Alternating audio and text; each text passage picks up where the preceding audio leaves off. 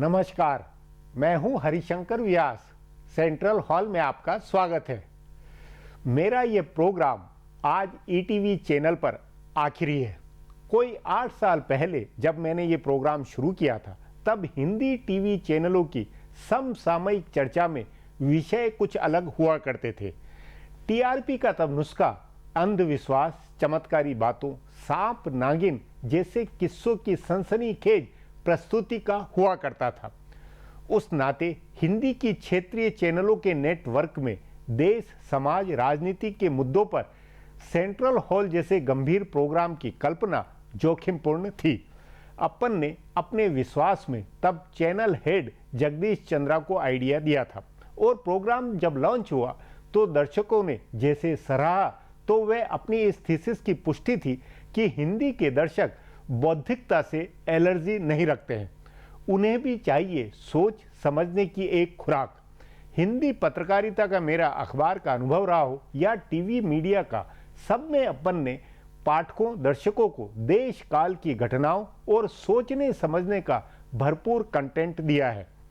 हिंदी का दुर्भाग्य है जो हमेशा ये मानकर काम हुआ कि हिंदी के लोगों को वह नहीं चाहिए जैसा अंग्रेजी भाषी पसंद करते हैं। मैंने इस बात को कई तरीकों से बार बार गलत साबित किया है। इसमें सेंट्रल हॉल का प्रोग्राम मील का पत्थर रहा है।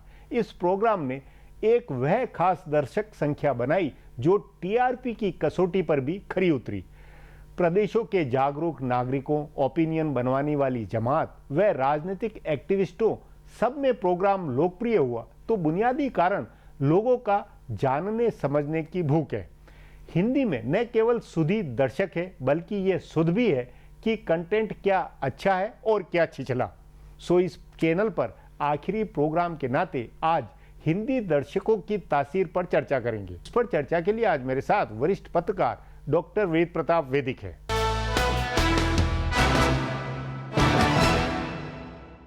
वैदिक जी, सेंट्रल हॉल प्रोग्राम के आप भी 8 वर्षों से गवाह हैं। उस नाते हिंदी पत्रकारिता के विमर्श, बहस और उसके कुल मिजाज में इस प्रोग्राम का क्या मतलब निकलता है, खास तौर पर हिंदी दर्शकों की दिलचस्पी के मुद्दे पर? देखिए व्यास जी, जब आपने ये कार्यक्रम शुरू किया था तो लोगों को ये उम्मीद नहीं थी कि ये बहुत ही लोकप्रिय कार्यक्रम होगा, क्योंकि और सारे चैनल तो 2-2, 4-4 लोगों को बिठा के और तीतर बटेर की लड़ाई लड़वाते थे, तू मैं होती थी। इसमें आप अकेले आदमी से बातचीत करते हैं, इंटरव्यू नहीं करते, अपनी राय भी देते हैं, उनकी राय भी सुनते हैं, यानी एक तरह से संवाद है। टीवी चैनल्स में होने वाली बातचीत को नई दिशा देने का प्रयत्न है और देखिए उस प्रयत्न को लोगों ने इतने प्रेम से स्वीकार किया है। ये हमको आपकी टीआरपी का नहीं मालूम कि क्या होता है, लेकिन एक बात हम आपको बता देते हैं जो टीआरपी से भी अधिक प्रामाणिक है कि मैं देश में कहीं भी जाता हूँ, हवाई जहाज से जाऊँ, रेल से जाऊँ, कार से जाऊँ, पैदल चलूँ सड़कों पे, लोग मुझे रोक रोक के कहते हैं कि वो व्यास जी के साथ आपको सुना, वो व्यास जी ने क्या अद्भुत प्रश्न किया और क्या अद्भुत टिप्पणी की और आपने जो जवाबी टिप्पणी की, मतलब मैं दंग रह जाता हूँ। जो बात मैं भूल जाता हूँ वो मेरे दर्शकों को, श्रोताओं को याद रहती। नहीं, लेकिन इससे ज़्यादा गहरा सवाल ये है वैदिक जी कि 8 साल पहले एक तरह से सनसनी, जादू टोने, मतलब यूट्यूब की चटपटी जो हिंदी पत्रकारिता का, हिंदी टीवी की बहस का या प्रोग्राम की का एक अलग तासीर थी वो, और ये माना जाता था कि अंग्रेजी जैसी गंभीरता या उस तरह का मामला नहीं चल सकता, हिंदी दर्शकों को नहीं जम सकता। उस बात को अपन ने पाटा नहीं किया। नहीं, मैं तो ये समझता हूँ आप उससे भी आगे गए व्यास जी, और ये आपको मैं इसका श्रेय भी दूंगा कि आपने हिम्मत की, एक खतरा मोल लिया कि एक आदमी से, अकेले एक आदमी से बात करना, और उसके अलावा ये कि आपने विषय को लेकर कार्य कारण में उतरना, उसके परिणामों के बारे में विचार करना और गंभीर भविष्यवाणियाँ एक तरह से करना कि इसका क्या होगा आगे जाके नतीजा। और आप समझते हैं कि इन सब चीज़ों का बड़ा भारी प्रभाव देश के नीति निर्माण करने वाले वर्ग पर पड़ता है और आम जनता पे भी और पड़ता है। खासतौर पे प्रदेशों के अंदर एक जागरूक हिंदी समाज को जागरूक बनाने के हिसाब से ये काम होना चाहिए या इस काम की प्रवृत्ति बढ़नी चाहिए, ये कितनी जरूरत है या हो रही है, उस पर अब ध्यान दिया जा रहा है? बिल्कुल, आप देखिए कि अखबारों का जो संपादकीय पृष्ठ होता है ना, वो विचार पृष्ठ होता है। जी। आपने उस विचार पृष्ठ को मुख से प्रकट पृष्ठ बना दिया। नहीं, लेकिन ये आप और हम अपनी तारीफ ज्यादा कर रहे हैं। बुनियादी मुद्दा ये नहीं होता है कि हिंदी के दर्शकों का विमर्श, हिंदी के दर्शकों की चाहत या इच्छा, क्या अंग्रेजी के जो दर्शक है, अंग्रेजी के अखबारों को लेकर जितनी गंभीरता से लिया जाता तो वो उनकी विषय वस्तु के कारण, वैसा क्या हिंदी में हो रहा है अभी? क्या उसकी जरूरत है या हम कितना उसमें रोल अदा कर पाए? हिंदी के कुछ अखबार और कुछ चैनल, टीवी प्रोग्राम और उस पर हाँ, कुछ अखबार, कुछ टीवी चैनल, उनमें भी कुछ एंकर काफ़ी अच्छा गहरा असर डालते हैं।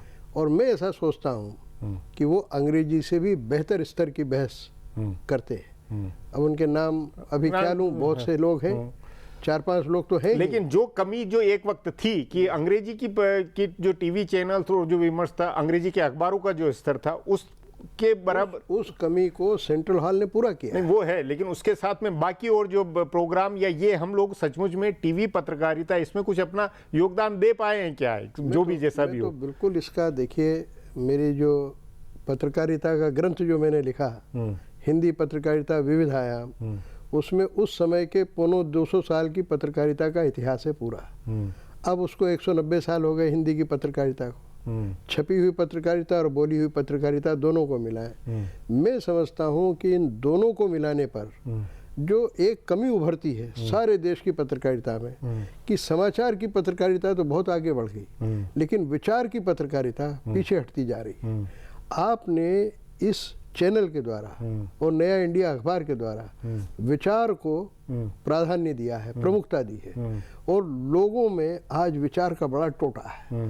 न नेता विचारशील है, न जनता को फुर्सत है कि विचार की जरूरत है बहुत। और मैं समझता हूं कि विचार की ताकत, क्योंकि कई पूरी दुनिया भर में ये कहा जाता है कि विचार अब पीछे चला गया है। अब सोशल मीडिया का जमाना है, वन लाइनर, एक पंक्ति का, ट्विटर का, उसका जमाना है। तो विचार की वो जो विस्तार विचार मांगता है, उसकी जरूरत नहीं है। नहीं, आप जो बहस यहाँ करते हैं सेंट्रल हॉल में, उसमें वन लाइनर भी है, एक शब्द भी है, एक शब्द ही तहलका मचा देता है। और विचार की ताकत, जैसा कि मैंने कहा, परमाणु बम की ताकत से भी बड़ी होती है। आपकी एक बहस का असर देश की पता नहीं कितनी नीतियों पे पड़ेगा, कितने मुख्यमंत्री उससे प्रेरित होंगे। नहीं, लेकिन ये अपन गलतफहमी न रखें। बुनियादी तौर पर इतना तो माना जाना चाहिए कि हिंदी के दर्शकों को भी विचार प्रधान सामग्री की जरूरत है।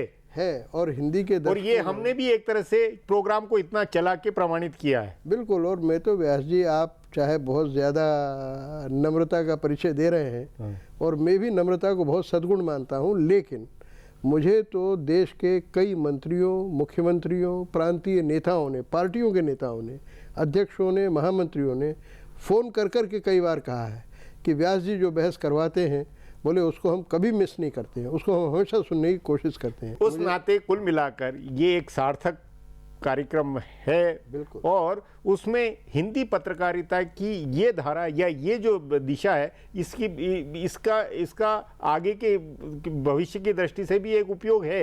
आज ही मुझे कई नए पत्रकार लड़के मिले जंतर मंतर पे, उन्होंने मुझसे कहा इसी के बारे में, कहा कि उस पर हम सुनते हैं, नया इंडिया में लेख पढ़ते हैं, और उससे हमको प्रेरणा मिलती है कि हम भी वैसा ही लिखें। पुस्तक का विमोचन किया मैंने पुस्तक मेले के अंदर, उसमें जो पुस्तक का लेखक था उसने यही कहा कि नया इंडिया में हम आपके जो लेख पढ़ते हैं और जो बहस आपकी सुनते हैं हरिशंकर जी व्यास के साथ, उससे प्रेरणा लेके हम इस तरह की पुस्तकें लिख रहे हैं। ये मैंने नहीं कहा, अपने बारे में नहीं कह रहा हूँ, ये उसने कहा। और वहाँ देश के कई बड़े विख्यात नेता भी बैठे हुए थे, उन सब के सामने उस लेखक ने ये बात कही। नहीं, वैदिक जी, अगर इनको हम पश्चिम के पैरामीटर में देखें, बीबीसी के बहस या बाकी प्रोग्राम देखिए, हमारे यहाँ की टीवी विमर्श को लेकर पश्चिम में मजाक है, अलग अलग तरह की टिप्पणियाँ हैं। उसमें जो गांभीर्य होना चाहिए, जो एक विचार से विचार निकालने की बात होनी चाहिए, वो नहीं होता है। ये प्रवृत्ति कैसे बदली जाए? देखिए, इस प्रवृत्ति के बदलने के लिए तो सबसे पहले मालिकों को ध्यान देना होगा, क्योंकि आखिरकार टीवी में जो लोग भी काम करते हैं चैनलों में, वो नौकरी करते हैं, उनको अपने मालिकों की हित रक्षा करना पड़ती है। मालिक कहते हैं टीआरपी लाओ, तो दंगल दिखाना पड़ता है। मतलब ये कि हम लोगों ने एक तरह से विषय वस्तु के आधार पर टीआरपी से हटकर तो सोचा, तो फिर अपने आप टीआरपी और दर्शक अपने आप आ जाते हैं, ये प्रमाणित हुआ है। बिल्कुल आते हैं। अगर प्रामाणिक चीज हो हाँ। तो लोग न केवल आते हैं, न केवल सुनते हैं, लेकिन बड़ी श्रद्धा से सुनते हैं, उनका विश्वास बढ़ता है। और जो निष्पक्ष विचार हो, निर्भीक विचार हो, तो लोग अपने आप उसको स्वीकार करते हैं। जी वैदिक जी, बातचीत को यहीं समाप्त करेंगे। प्रोग्राम में आने के लिए बहुत बहुत धन्यवाद। हमारा प्रोग्राम अब यहीं खत्म होता है।